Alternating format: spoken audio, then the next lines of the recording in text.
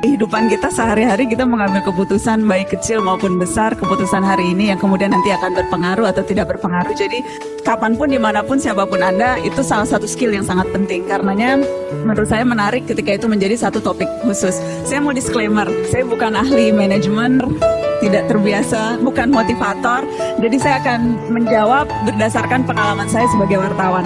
Saya jadi wartawan 17 tahun, baru 17 tahun kalau dibandingkan dengan wartawan-wartawan yang lain.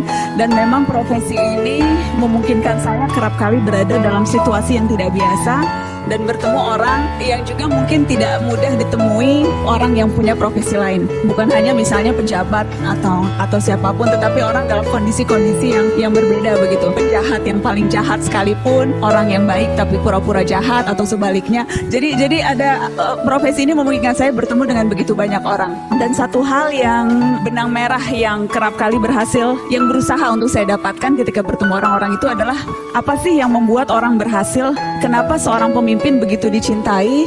Kenapa orang begitu punya ketabahan dan luar biasa kekerasan hati begitu untuk melakukan apapun yang tidak dilakukan? Dan kenapa ada orang-orang yang begitu cepat dilupakan bahkan ketika ia masih berada dan melakukan pekerjaannya?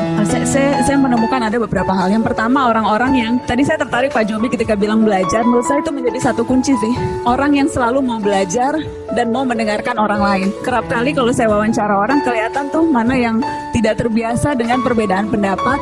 Dan kalau kemudian dikritik atau ditanya-tanya sesuatu yang sifatnya mungkin saja akan membuat ia terlihat tidak siap, itu akan langsung defensif begitu. Orang-orang yang berhasil kerap kali orang yang memang mau mendengarkan, selalu mau belajar dan tahu bahwa ketidaktahuan dia itu seharusnya menjadi cara dia untuk mencari tahu.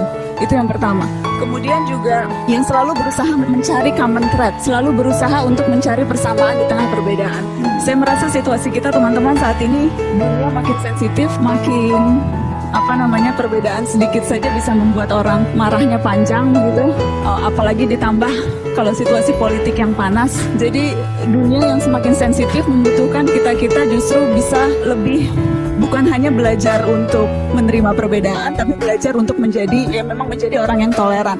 Dan orang-orang yang berhasil, pemimpin yang dicintai, orang-orang yang punya kemampuan untuk membuat orang dan menggerakkan orang lain mengikuti apa visi misinya adalah orang-orang yang memang toleran. Itu misalnya yang saya temui dalam pekerjaan saya selama 17 tahun ini.